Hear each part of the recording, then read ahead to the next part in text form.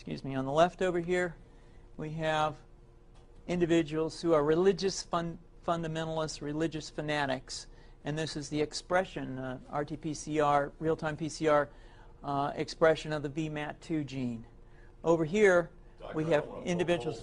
So let me complete. So over here, we have individuals who are not particularly fundamentalist, not particularly religious, and you can see there's a much reduced expression of this particular gene, the VMAT2 gene.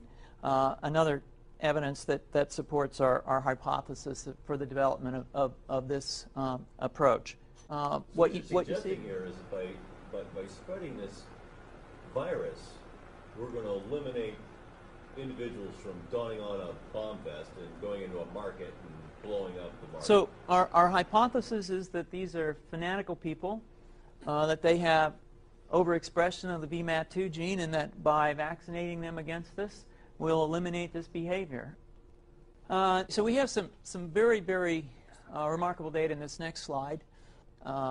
Here we have two brain scans. These are fMRIs. These are two different individuals with different levels of expression of VMAT2. On top is an individual who's a religious fanatic, an individual, and we've repeated this numerous times, that has high levels of VMAT2. Now, this individual down here who had low levels of the VMAT2 gene, this individual would self-describe as not particularly religious. In each case, these individuals were read a religious text. This individual lit up the right middle frontal gyrus, shown here, and that's a part of the brain that's associated with theory of mind.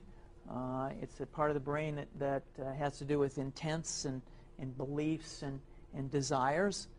In contrast, in marked contrast, here's an individual who would not particularly self-describe as religious, and when they're read a religious text, what you see is that this part of the brain called the anterior insula lights up. This is a part of the brain that's associated with disgust or displeasure on hearing something. So you're suggesting I take a CT scan with me when I'm evaluating people to determine whether I put a bullet in their head? So the data that I'm presenting here supports the concept that we're proposing, and I think that we would not propose to do CT scans or fMRIs on individuals out in the hinterlands of Afghanistan. The virus would immunize against this VMAT2 gene, and that would have the effect that you see here, which is it's essentially to turn a fanatic into a normal person. And we think that will have major effects in the Middle East. How would you suggest that this is going to be dispersed?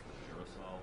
Well, so the present plan and the tests that we've done so far have used respiratory viruses, such as flu or rhinoviruses, and we believe that that's a satisfactory way to get the exposure of the largest part of the population. Most of us, of course, have been exposed to both of those viruses, and we're quite confident that this will be a very successful approach. This is fascinating. What's the name of this proposal? Yeah, so the name of this project is FunVax, which is the vaccine for religious fundamentalism. And you have a proposal already?